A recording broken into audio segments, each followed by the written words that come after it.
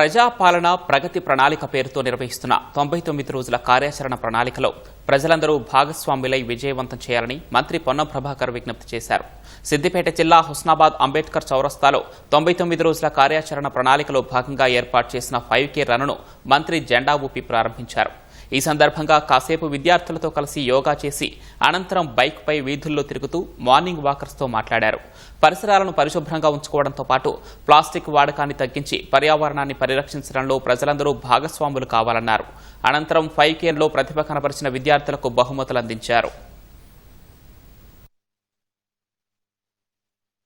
పరిసరాలు పరిశుభ్రంగా ఉంచుకోవడంతో పాటుగా ఉదయాన్నే లేచి కొంత శారీరక వ్యాయామం చేయడం ద్వారా అదేవిధంగా ప్లాస్టిక్ ను వాడకుండా మరి పర్యావరణాన్ని కాపాడుకొని ఆరోగ్యంగా ఉండడమే కాక అనేక రకాలుగా మనం మన యొక్క జీవితాన్ని మంచిగా చేసుకునేటువంటి అవకాశం ఉంది.